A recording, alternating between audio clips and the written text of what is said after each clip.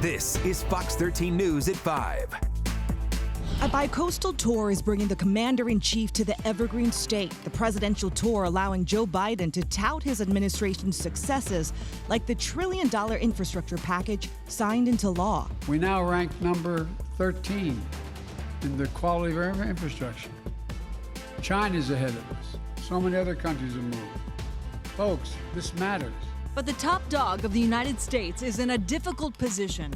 His approval rating is tanking as his administration is facing uphill battles. Inflation hitting a 40-year high, forcing Americans to pinch pennies. One way to fight inflation is to drive down wages and make Americans poorer. I think I have a better idea to fight inflation. Lower your costs, not your wages. But how long will Americans hold out in support of the president? Holes burning in their wallets becoming deeper as Eastern Europe sees war for the first time since World War II. The president bringing the iron hammer down on Russian President Vladimir Putin, placing sanction after sanction on the aggressor. We're going to continue to stand with the brave and proud people of Ukraine. We will never fail in our determination to defend freedom and oppose tyranny. Biden's tour is even more important as the 2022 midterms approach, with political experts saying Democrats face a red wave in the battle for majority in the Senate and the House.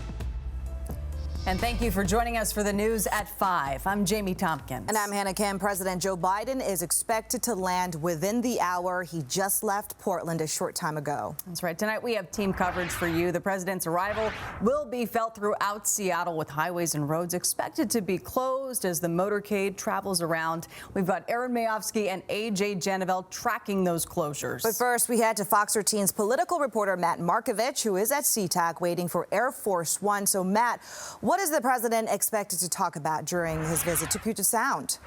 We're going to send it back to you right now. All right, AJ, thank you. We want to show you this live shot here.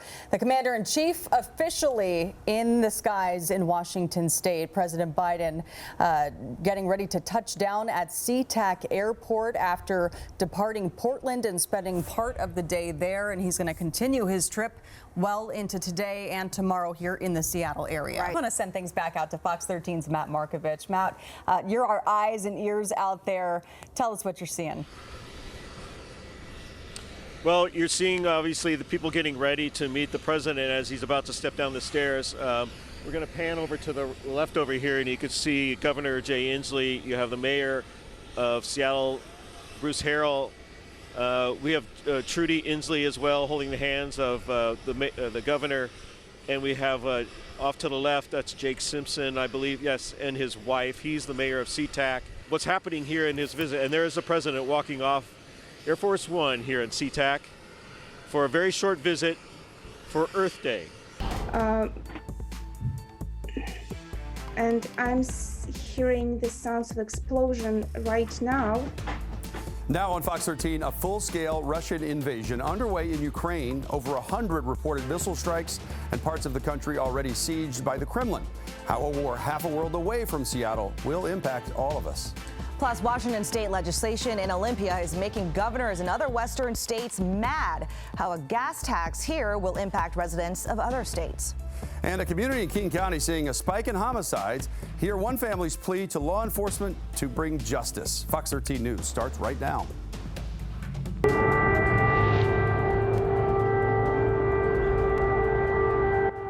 War in Europe, something the world has not seen in almost a century. Russian President Vladimir Putin launching a full-scale invasion of Ukraine, starting in the sky and now by foot.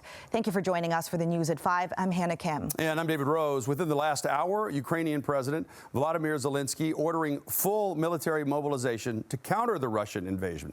The president also saying that 137 Ukrainian soldiers are dead so far. And today, the U.S. and other NATO countries making financial moves against Russia.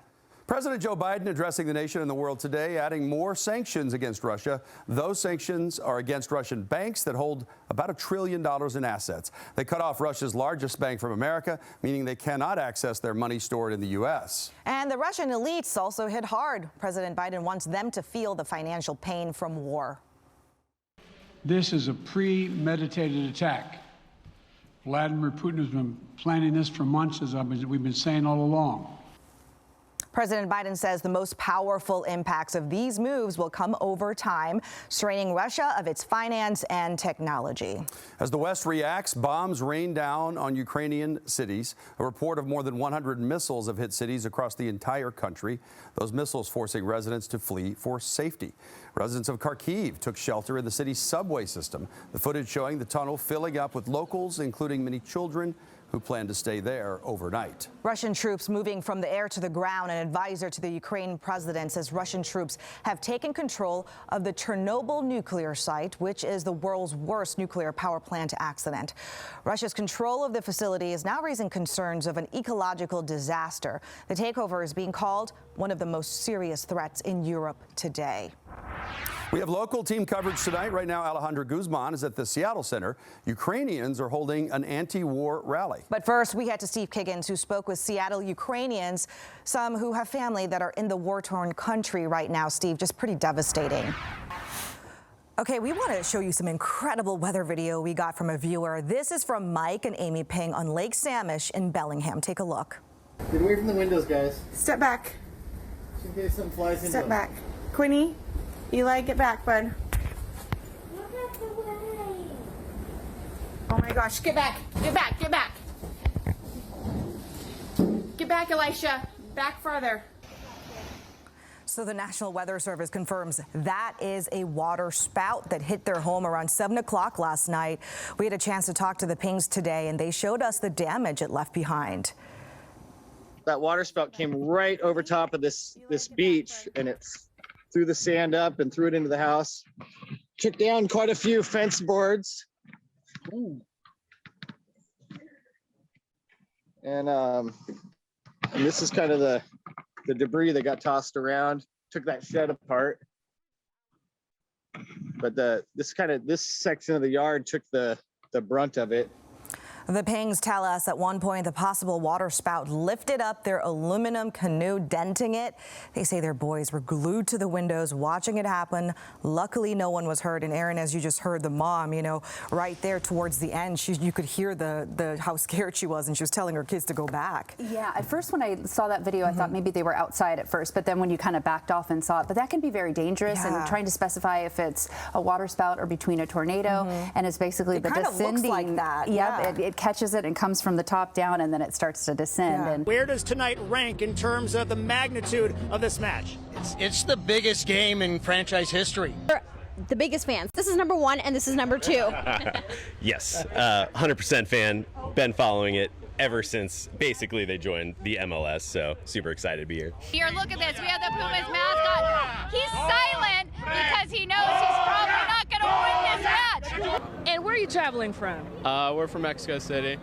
And you're here as a Sounders fan in the Sounders jersey. I'm going to juggle as many times as I can. I don't know. Okay, I'll talk, you juggle. I got to tell you, I'm not kidding. I got goosebumps right now as you're saying that. The 67,000 plus fans are going to see a Seattle Sounder team that is really fired up.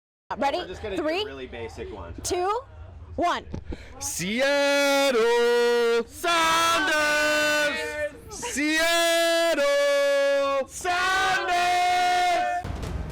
First, we begin with breaking news out of Olympia as Governor Jay Inslee is beginning to lift COVID-19 restrictions, including some mask mandates. Right now, Fox 13 News anchor Jamie Tompkins is in the newsroom. She has the breakdown for us. Hi, Jamie. Yeah, hi, Hannah. It is the question people have been asking all week as other West Coast states are setting dates to end mask mandates. And many people are wondering when it will end here. And today, we're starting to get a better idea.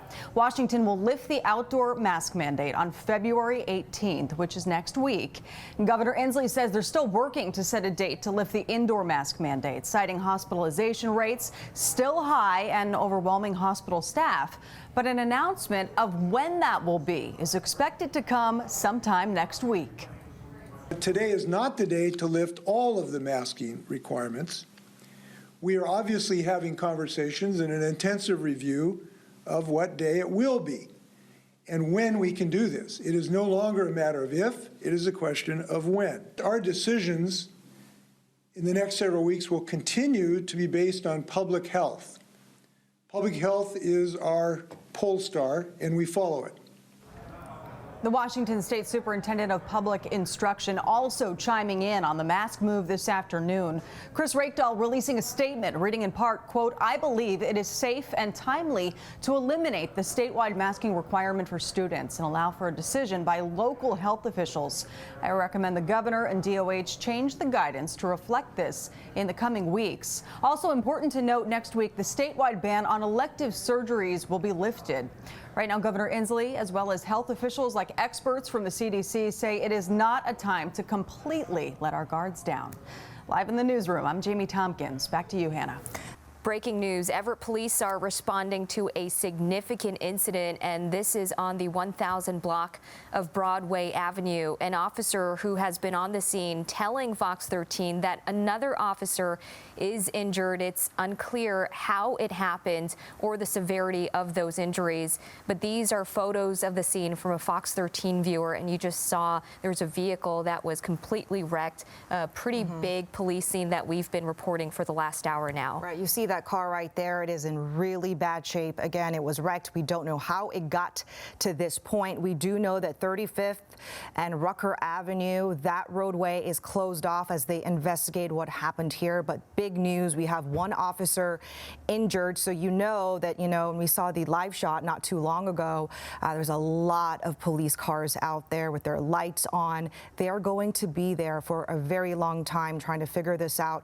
We do have a crew there on scene trying to gather more information, and as soon as they get more, we will bring that to you. This also comes on a somber day for the law enforcement community today. They gathered to remember the life and legacy of Deputy Dom Collada. Deputy Collada was shot and killed in the line of duty 10 days ago while serving a search warrant in Spanaway. The impact being felt throughout the entire community. Pierce County Unit 440 out of service for the final time. Gone and never forgotten. Deputy Dom Collada, a husband, a father, a friend. In his short time on this earth, he did so many heroic things. A familiar face in our community, killed in the line of duty. Unfortunately, our department in the city of Tacoma and other agencies in Pierce County have been through this many times. I was actually, hoping and praying that that would not happen again, but here we are. He dedicated his life to protecting Pierce County, the place he called home. He liked talking to people. He liked serving his community. This is where he grew up, so he wanted to stay here and serve as well. And I'm glad he had the opportunity to serve with me. Today, hundreds gather to share in his final journey. His childhood dream was to be a part of something greater than himself. For every single person that has served with my brother in any capacity, thank you for ensuring that his dreams came true. As he is laid to rest, his memory will live on in those he leaves behind. That smile is Dom in a nutshell. So a very sad day in Puget Sound as the Pierce County community, law enforcement agencies, and family members hold a celebration of life for Deputy Dom Collada. Thank you for joining us for the News at 5. I'm Hannah Kim. And I'm Jennifer Lee. Today, hundreds of law enforcement officers, first responders, and members of the community gathered to honor the deputy in a procession. That ended at the Church for All Nations, the casket carrying Deputy Collada draped in a flag surrounded by hundreds of people paying their respects. We have team coverage of today's event. Steve Kiggins was along the procession route as Dom Collada was brought along on his final journey to church for the celebration of life. But first, we had to Jennifer Dowling, who was at the Church for All Nations, where the emotion-filled ceremony took place with friends and family. Well, fed up with shootings and crime, a Seattle staple says they're going to be closing their doors to one of their bakeries. On Sunday, Seattle police rushed to 3rd and Pine for a deadly shooting. A man was shot and killed around 12:30 in broad daylight. Now the owner of Pierogi says she's had enough. After multiple shootings and constant run-ins with locals, she says she's ready to move on. My people have been spit at before, so employees definitely seen a lot of not good things happening here.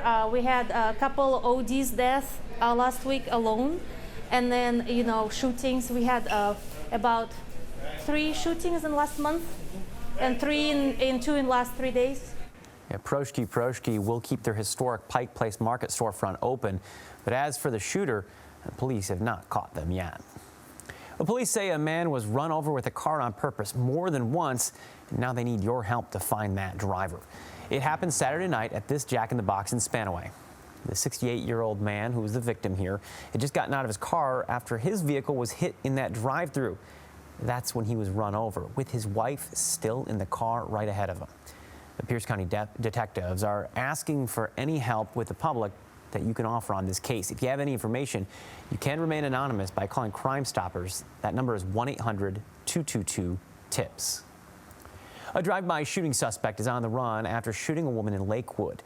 Troopers tell Fox 13 that Sunday night a woman was shot while driving on the southbound I-5 lanes near Bridgeport Way Southwest in Lakewood. She survived that shooting, but Washington State Patrol says they don't have much information about the suspect or the vehicle. If you were in that area and saw any aggressive drivers, they want to hear from you. Again, this happened around 5 o'clock on Sunday night, I-5 southbound lanes near Bridgeport Way Southwest in Lakewood. Today, a man accused in the shooting of another man in Pioneer Square pleaded not guilty. Dwayne Walker is charged with assault and unlawful possession of a firearm in the first degree. The shooting happened earlier this month on James Street. Police say the victim was a 21-year-old man, and prosecutors add that Walker, as well as his alleged getaway driver and the victim, were all illegally carrying handguns. All 3 of those people have been charged.